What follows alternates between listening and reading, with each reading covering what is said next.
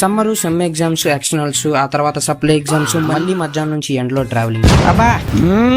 Jumper మే bumper middle class deadly combination అయ్యా పొద్దున్న 7ంటికే ఎండతో చంపుతున్నాడు ఈయనమ్మ చన్నీళ్ళతో స్నానం చేసినా గానీ అంత ఒక్క పోస్తుంది ఏంట్రా నేను ఇంటికి వెళ్ళిపోతాను భయ్య. రూల్ నెంబర్ 42 నువ్వు ఎంత నీట్ గా రెడీ అయినా సరే ఆర్టీసీ బస్ ఎక్కావంటే గొల్ల గొల్ల అయిపోతావు చెమటతో షర్టు తడిచిపోయింది అసలు ఆ రోజే బాగాలేదనుకుంటే ఇలాంటి వాళ్ళు తగులుతారు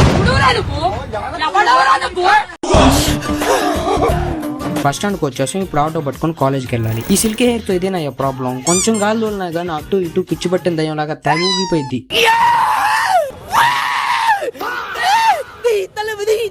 ఎవరిని నమ్మినా నమ్మకపోయినా గానీ అసలు నమ్మకూడదు అన్నయ్య ఈ నా కొడుకుని నమ్మద్దండి అమ్మా వదినమ్మా ఈ నా కొడుకుని నమ్మద్దండి. అసలు నైట్ ఏం చదవాలా అంటాడు పొద్దున్నే అందరికన్నా ఫాస్ట్ గా వచ్చేసి ఒక రీజన్ కూడా కంప్లీట్ చేసుకుంటాడు సరే ఎగ్జామ్ రాసి వస్తాను నాకు వచ్చింది రాశాను పేపర్ ఇచ్చాను బయటకు వచ్చేసి అందరికన్నా ఫస్ట్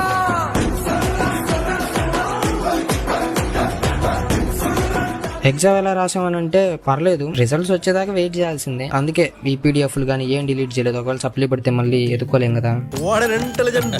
ఇప్పుడు అసలైన టాస్క్ ఈ ఎండలో ఇంటికి వెళ్ళాలి చెప్తున్నా కదా ఎండ చించుతుంది ఈ ఎండలో చచ్చిపోయేలా ఉన్నాం భయ్య. బైక్ మీద వెళ్ళే వాళ్ళకైతే చుక్కలు కనిపిస్తాయి మావా ఈ ఎండలో ఈ రోజు నా లక్ బాగుంది కాబట్టి విండో సీట్ దొరికింది మావా అమ్మయ్యా వేడి వేడి వెచ్చటి గాలి చాలా పీస్ఫుల్ గా ఉంది అబ్బా స్వర్గం అండి. ఎక్కువసేపు ఉన్నాం అనుకో ఫ్రై అయిపోతాం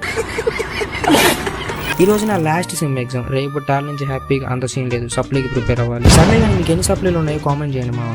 బాబు బయలుదేరు ఇంటికెళ్ళి ఏసి వేసుకుని పడుకో వెళ్ళు.